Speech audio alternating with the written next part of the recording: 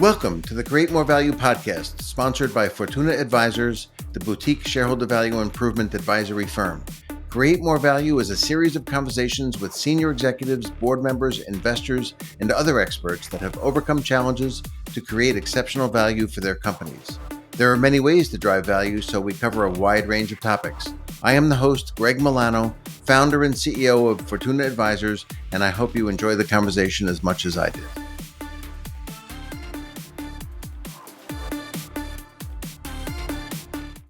Welcome to episode 21 of the Create More Value podcast. In this episode, I'm going to discuss the Fortuna Advisors approach to strategic resource allocation.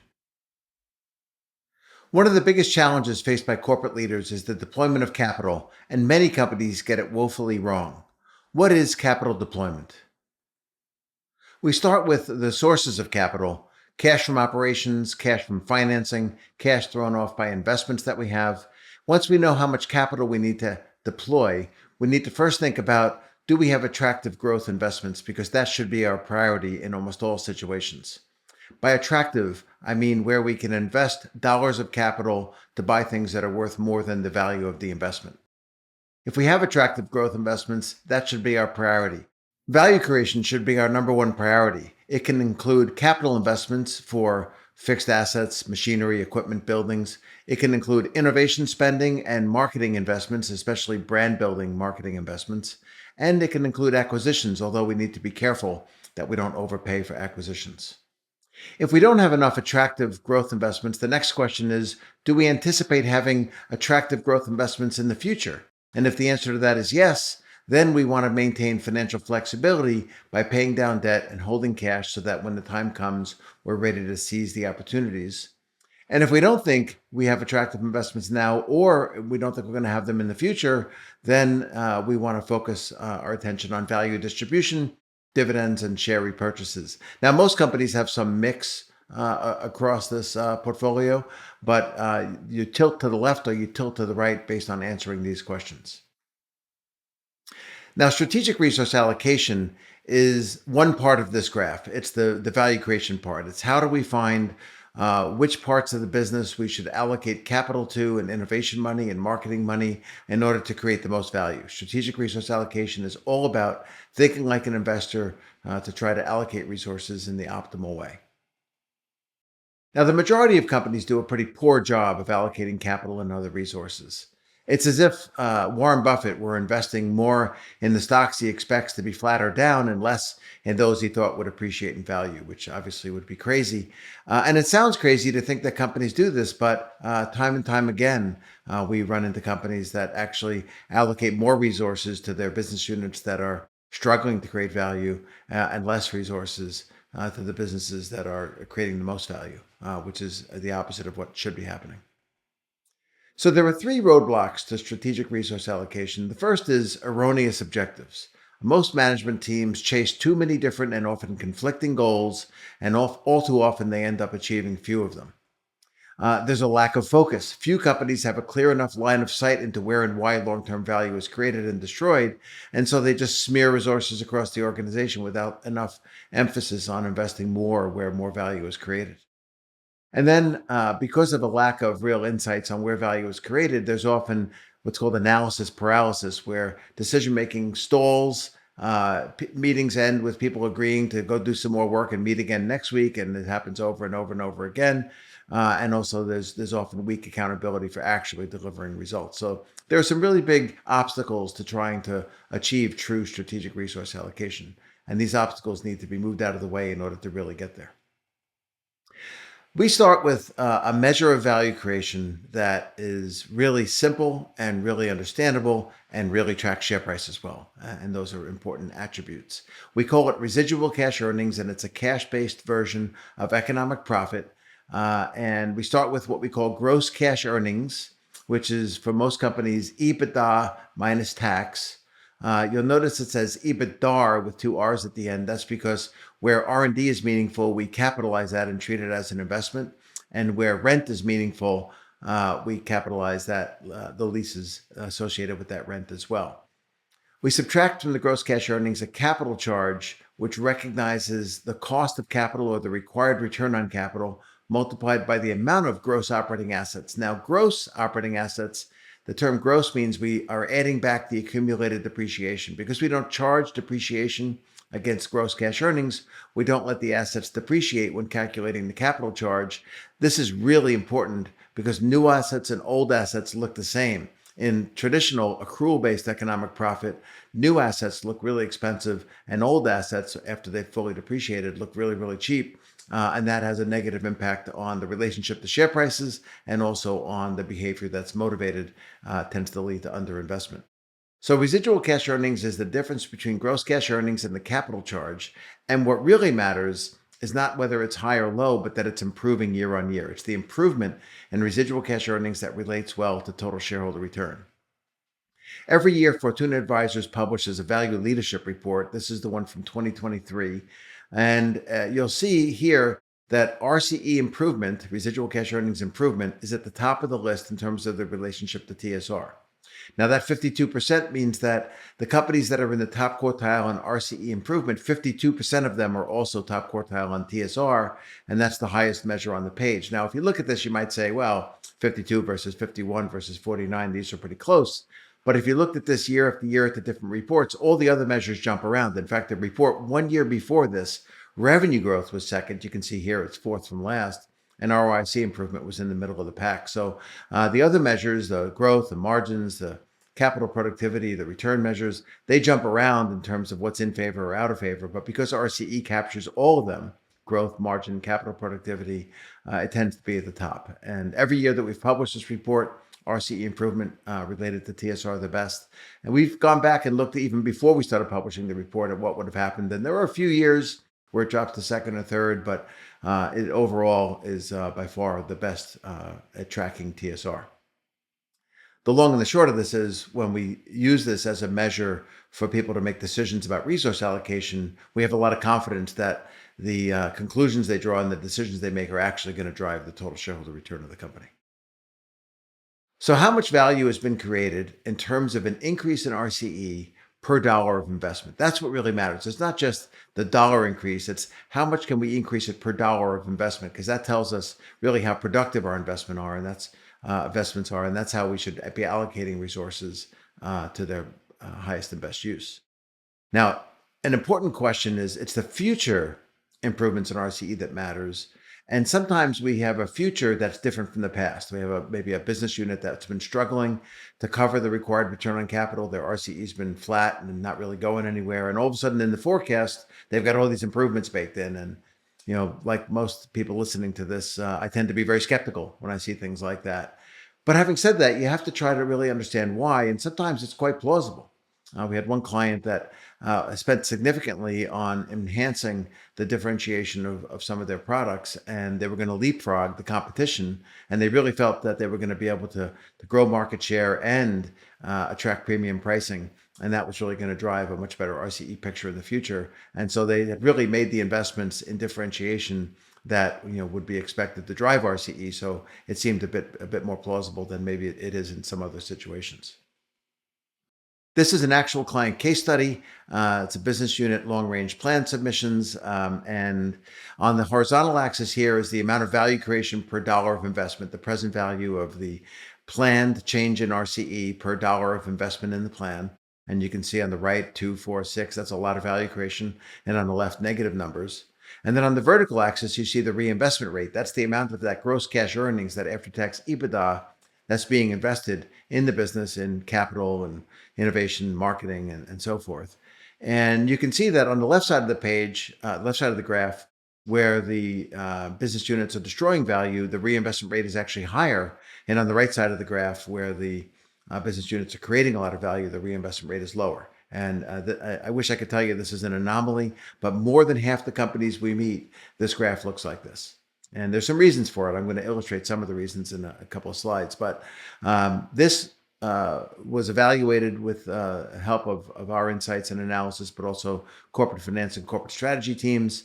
And we then got together with them and we did a top-down replan where we moved resources into the value-creating businesses and away from the value-destroying businesses.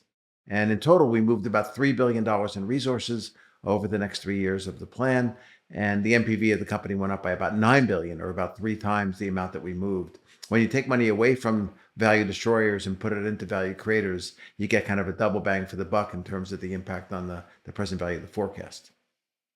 You'll notice if you look at that graph on the right that some of the bubbles on the left didn't drop as much as you would think they would.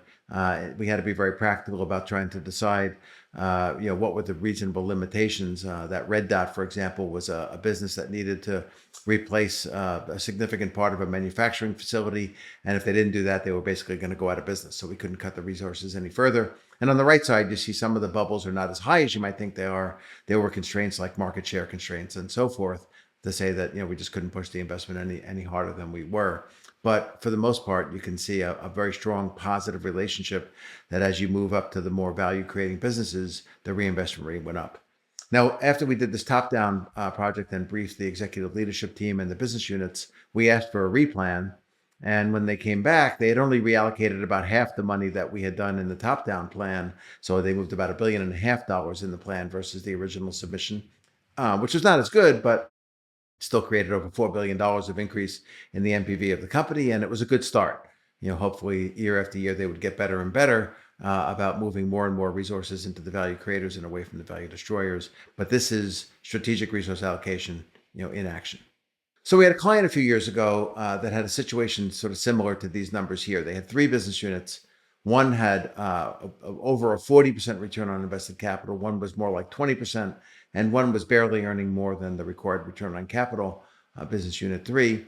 And we did a lot of work, and we came to the corporate people, and we said, we think you should invest a lot more in business unit 1. The high ROIC business is going to create a lot more value per dollar of investment than the other businesses. And corporate turned to us and said, yeah, we'd love to do that. We keep asking the business unit for more ideas of where to put money, and they just keep telling us they don't have many good investments. And so we later in the project had the opportunity to work closely with the leadership of business unit 1, and they kind of laughed. They said, we have plenty of good investments, but it's hard to find any with high enough returns to improve on our 43%. You see, they were being measured based on improving return on invested capital.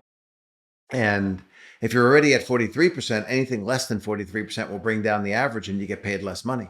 So they would only put forth investments that they thought were going to beat 43%. And for those of us who do a lot of this kind of analysis, it's hard to find those, right? And business unit 2 would have an easier time finding investments that would improve on what they're doing now. And business unit 3, even easier. They just have to beat 11%, and and they're bringing up their average. So you can see how this kind of a paradigm of paying people to improve return on invested capital tends to lead to overinvestment in the weaker businesses and underinvestment in the stronger businesses. Again, I wish I could say this is an anomaly, but this kind of situation happens all the time. I'd like to take you through a more detailed example that's like this. Let's look at how percentage metrics can stifle good investment. And we're going to start with a hypothetical business that has about 2.6 billion in revenue, 25% gross cash earnings margin, so 650 million in gross cash earnings. They have 2.8 billion in gross operating assets. The return percentage by dividing the gross cash earnings by the gross operating assets is about a little over 23%. They then make a big investment. Let's say it's an acquisition, and that acquisition, and we're going to assume all the benefits kind of appear in the first year. So it's simple to do the math. Of course, you would forecast multiple years and calculate present values of RCE and so forth. But we're going to look here at an investment that generates another 2 billion in revenue, 15% margin. So the gross cash earnings is 300 million. Gross operating assets is 2 billion. So the return of the incremental investment is 15%. And when we merge this into the existing company, we look at the combined business, the margins go down and the returns go down versus what the existing business had before the investment. And so if you're paid based on margins or returns, you're not going to want to make this investment because you're going to get paid less money. When we look at RCE, we calculate a capital charge, which is 10% in this case of the gross operating assets. Subtract that from the gross cash earnings, 280 off of 650, it leaves us with RCE of 370. When we look at the investment, it contributes another 100 million of RCE. And when we combine, we find that the RCE goes up. The RCE is the only measure that tells us that getting money at 10% and investing at 15% is a good idea.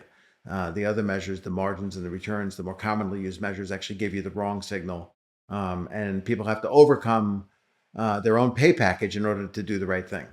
Sometimes this leads to big negotiations with the comp committee or between corporate and a business unit. And it's just better to have a measure that goes up when good things happen.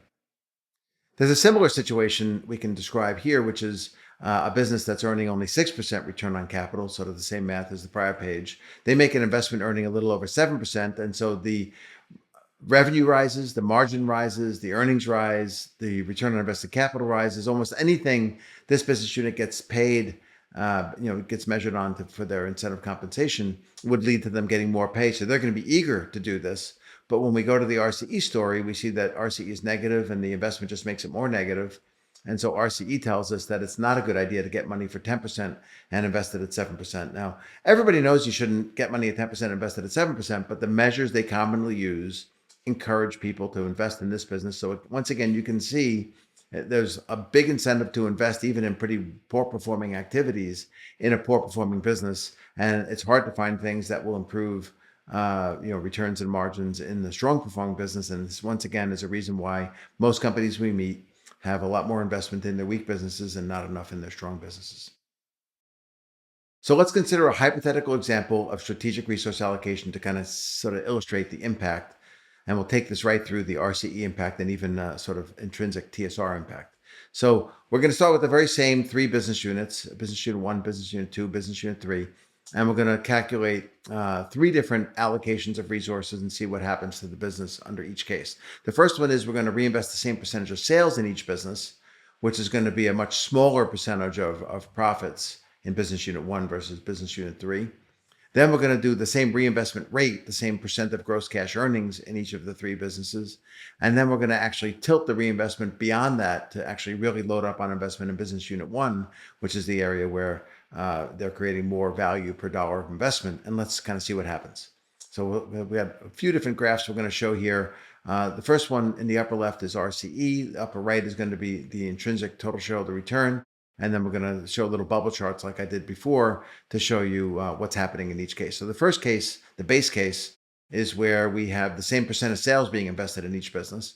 Because business unit 1 is so much more profitable, it's a much smaller percentage of their gross cash earnings. The reinvestment rate is always the amount of investment divided by the gross cash earnings. How much of the cash earnings that you're generating are you plowing back into the business? In this case, the same percent of sales leads to a very low reinvestment rate in business unit 1, which you'll recall is the strongest business, and a much higher reinvestment rate in business unit 3.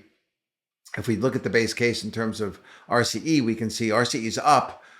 Each of the business units increases RCE. They all earn at least a little bit more than the required return on capital. And that's great. And the implied 5-year TSR, assuming this trend continues for 5 years beyond the 5 years, so that we can do evaluation at the end of 5 years, the implied intrinsic TSR is 57% cumulative over the 5-year period.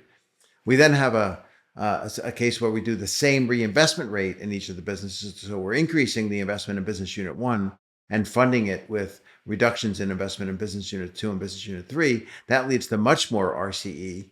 You can see that business unit 1, the blue bar, increases significantly, and the other two bars actually shrink a little bit relative to the base case. And the intrinsic total shareholder return over the 5-year period is more than double it was in the base case, just by stepping up and improving the allocation of resources. And then the third case is where we really tilt it toward business unit 1 and really reduce the investment in the other two businesses. And we wind up with much higher RCE and, again, a significantly higher, 4 times the base case in terms of cumulative intrinsic TSR. So this is very impactful. Allocating resources well is something companies often don't do that well. And it's one of the things that has just a massive impact on share price performance. So it's a skill companies really need to build. So getting started with strategic resource allocation starts with understanding where you're creating more value, where you're creating less value, looking at things by product, by service, by region, by channel, by customer, and really having an understanding of where you're creating the most value. Without that, the rest of the process is kind of meaningless, because you need to anchor on value creation, not accounting metrics, value creation metrics. Once we do that, we then can look at how well we've aligned our investments with value creation, both historically and in the plan. Then we can develop an ability to invest more in the best value creators, the sort of Pareto principle or the 80-20 rule, find the 20% of business activities that create the most value and really plow 80% of the resources to try to grow those businesses if that's feasible. And then in the businesses that are struggling to create value, we like to use the term earn the right to grow. What can we do to fix the business? Often people think about cost cutting and capital productivity, and those are good things. But oftentimes the most important thing is to figure out how to improve the differentiation of the product so we can get pricing power and we can gain market share without giving up pricing. And that can be important. But having said that, in many cases, these businesses are a distraction. And the best thing to do is to part ways. Just cut your losses and focus your efforts on the businesses that are really successful. Stop wasting time, on underperformers. Now, once you've gone through this process, a strategic resource allocation process, the next thing you can do to really, make it help drive TSR for the long term is to institutionalize it into the planning process. This should be the front end of the planning process every year, figuring out where we're going to allocate the most resource and so forth, approving major investments and that sort of thing. And then that provides the guidance for the development of a detailed 3-year plan or 5-year plan, which some companies still develop. So you've been listening to episode 21 of the Create More Value podcast. I described Fortuna Advisors' approach to strategic resource allocation. Thank you for listening. You have been listening to Create More Value, sponsored by Fortuna Advisors, and I am your host, Greg Milano, founder and CEO of Fortuna Advisors. I hope you have enjoyed this episode. Fortuna Advisors helps companies with strategy, capital deployment, business management, corporate culture, and incentive compensation, all aimed at driving top quartile total shareholder return and the equivalent for private companies. To learn more, contact us at info@fortuna-advisors.com.